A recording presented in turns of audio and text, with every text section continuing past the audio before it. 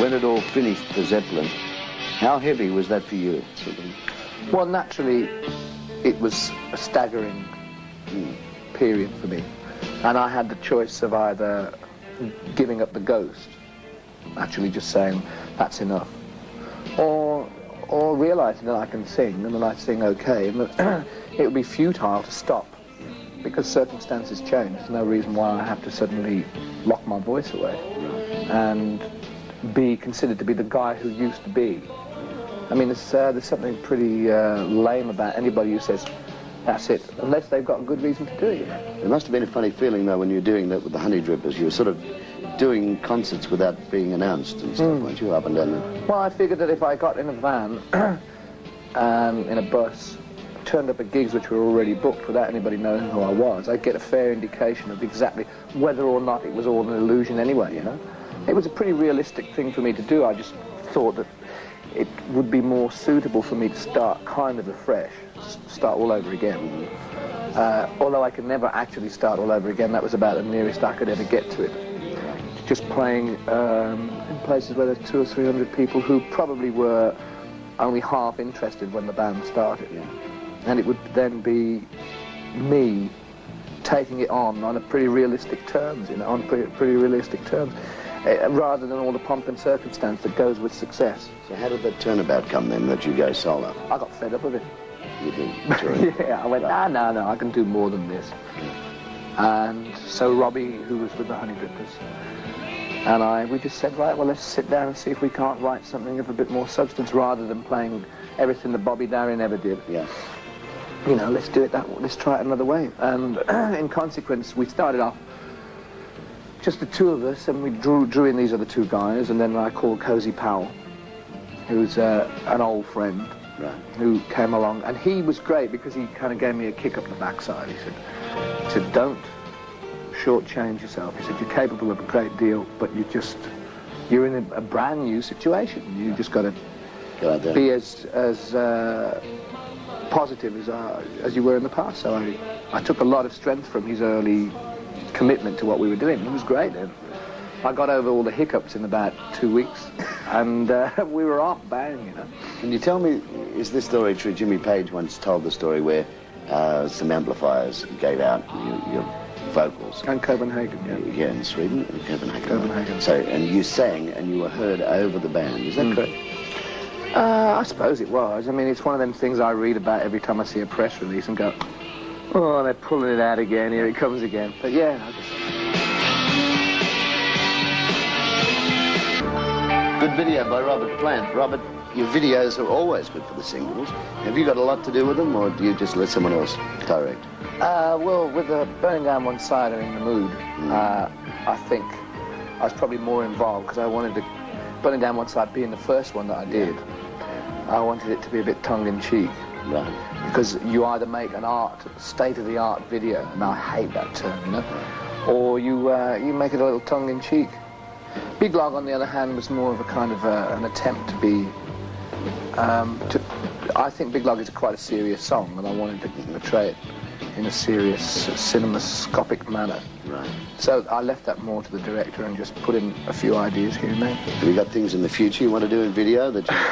Well, they're all relative to whatever I consider should be a single, and I've never been a singles merchant, really. No.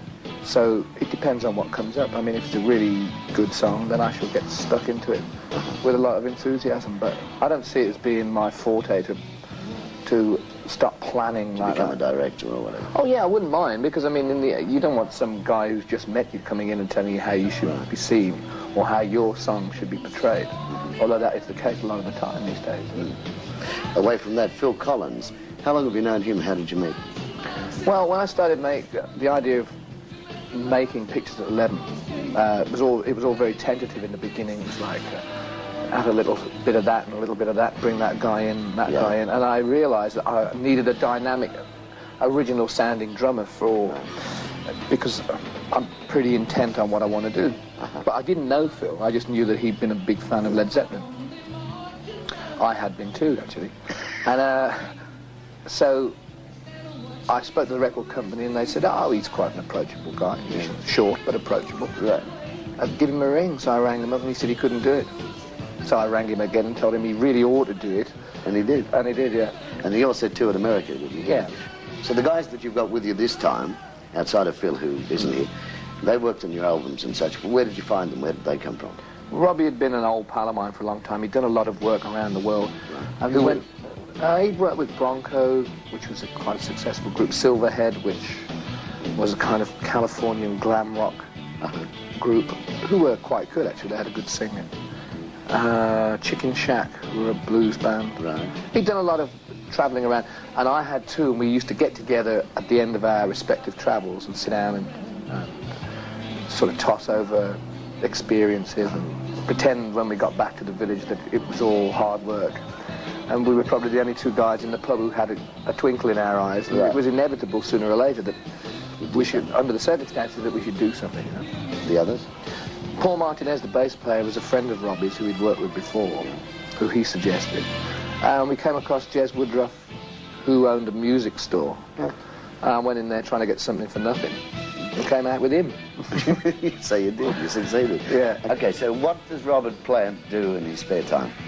I do like playing tennis, and I like playing squash.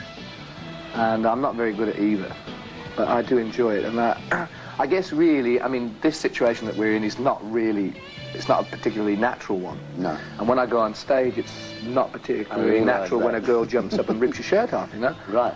Which happened the other night. Yeah, and those sort of things. So I guess at the end of the day, it's good to have some physical release. Do something. And as I'm on a vow of celibacy, the only physical release that I can have is playing tennis. So nice to meet you. Yeah, it's nice to be here. Have you played any well-known tennis players?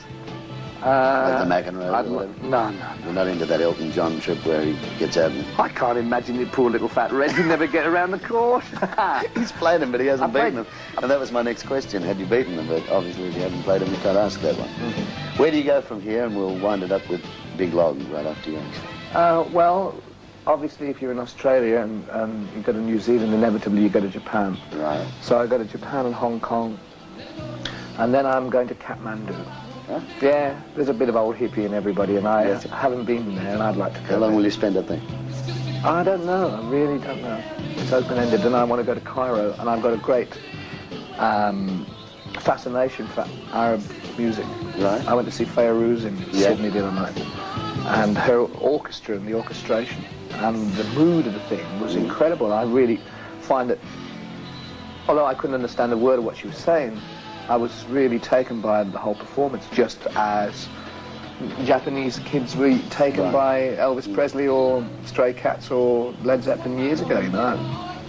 Some music transcends language barriers and all that sort of, with its intensity, so I wish to go to Cairo to catch as much of that as I can. Well, this really isn't Arabic, but it's the biggest single you've had so far as a solo act. Let's have a look at Big Log. It's a melody of It's a beauty. It's a hit. Yes. Thanks for the chat. It's a pleasure.